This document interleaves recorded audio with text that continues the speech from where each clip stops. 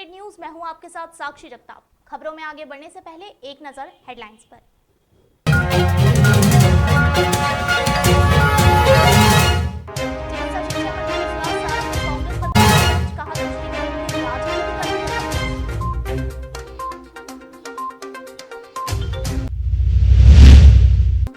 राजनीति में बयानबाजियों का दौर जारी। गृह मंत्री नरोत्तम मिश्रा ने दिग्विजय पर लगाया समाज को बांटने का आरोप।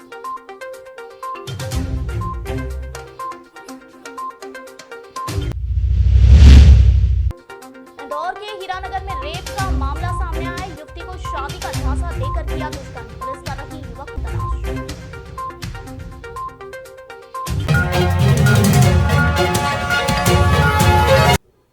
इन दिनों राजनीति में बयानबाजियों का दौर लगातार जारी है। इसी के चलते गृह मंत्री नरोत्तम मिश्रा का भी बयान सामने आया, जिसमें उन्होंने विपक्ष पर हमला बोलते हुए कहा कि समाज को बांटने का दिग्विजय सिंह जैसे लोगों ने बीड़ा उठा लिया है।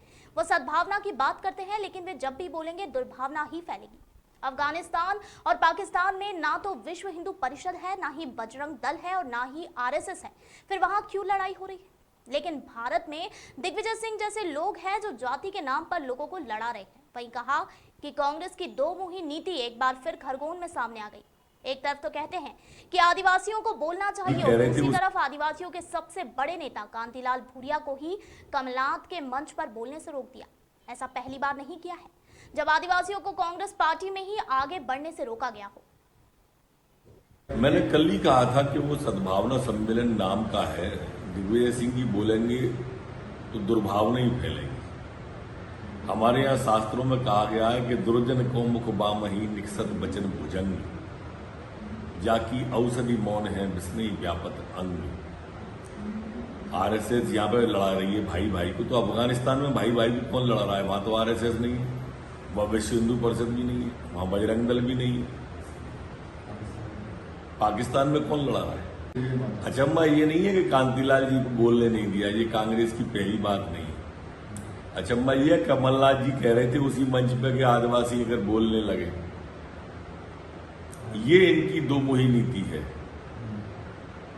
जनजाति के सबसे बड़े नेता को बोलने नहीं दिया मंच पर। विजुअल फुटेज टीवी पर चलते दिख रहे हैं, मैं नहीं कह रहा ये। ऐसे ही कभी दिग्विजय सिंह जी ने बुआ जी को नहीं बोलने दिया। अभी उमा सिंगार बोले थे 15 महीने के कार्यकाल में, तो उनको दबा दिया। शिवभान सिंह सोलंकी जी को नहीं बनने दिया, अर्जुन सिंह जी को बना दिया। तो ये अब जनजाति के सारे लोग समझने लगे हैं, आदिवासी लोग सब समझने लगे हैं इस बात को कि कांग्रेस की ये दो मुही नीति है। मध्य प्रदेश के चिकित्सा शिक्षा मंत्री विश्वास कैलाश सारंग ने हाल ही में अपने दिए बयान में कांग्रेस पर तंज कसते हुए कहा कि कुछ विपक्षी नेता, खासकर कांग्रेस, आजादी के बाद से धर्म को धर्म से लड़ाने का प्रयास करती आ रही है।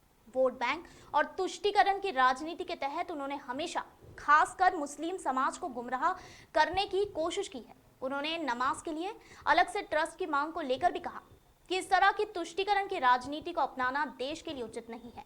ना तो ऐसी कोई व्यवस्था बनेगी और ना ही इसकी कोई जरूरत है।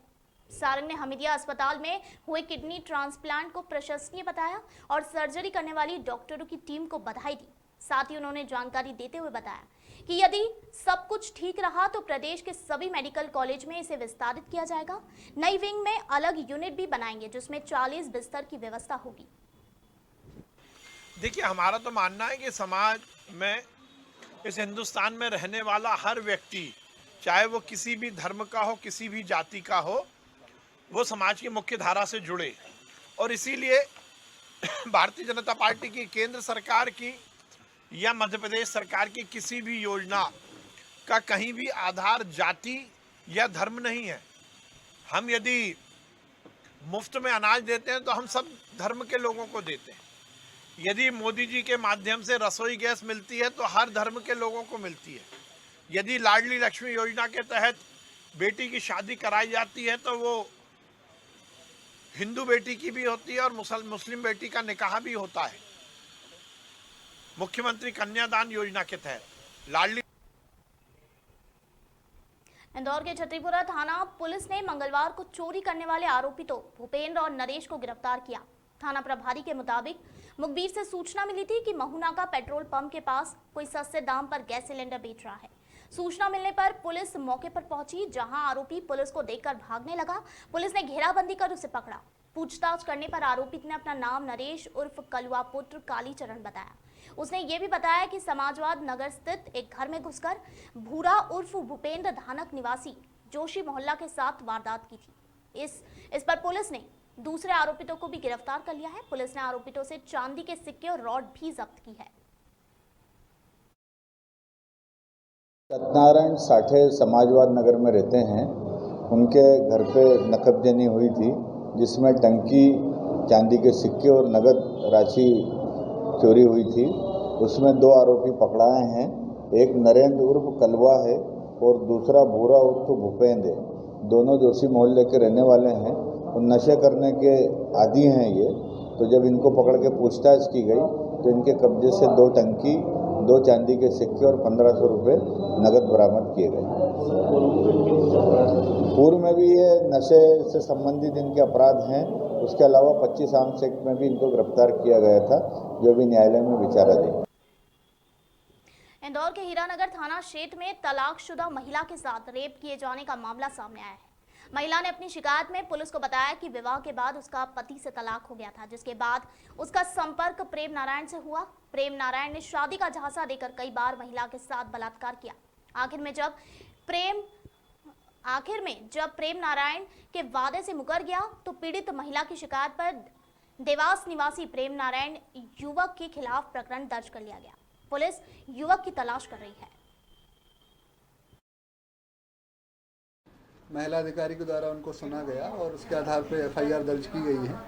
एक प्रेम नारायण पिता शिवराम निवासी देवास का रहने वाला आरोपी है। वो किसी ट्रेवल्स पे काम करता है और उसी दौरान महिला से संपर्क हुआ उसका। महिला पहले से मैरिड थी, उसके बाद में आपसी विच्छेद होने से उनका तलाक हो गया होगा पूर्व पति से। तो इसने शादी का कुछ बात करी होगी, इससे शारीरिक संबंध बने। इसने ज़बरदस्ती करके शारीरिक संबंध बनाए, शादी का झांसा दिया और उसके बाद में चूँकि जब वो मुकर गया, जान से मारने की धमकी देने लगा, तो फिर महिला ने आके रिपोर्ट की। सर, आरोपी कहाँ का रहने वाला है? आरोपी कई जानकारी अभी मिली है, उसमें उसका एड्रेस देवास का किसी जगह का बताया गया है। तलाश के लिए प्रयास जारी हैं, जो विवेचक हैं उनको बता दिया गया। सर, कितने वर्षों से एक दूसरे? फिलहाल खबरों में इतना ही। आप बने रहिए खबर 100 न्यूज़ के साथ। नमस्कार।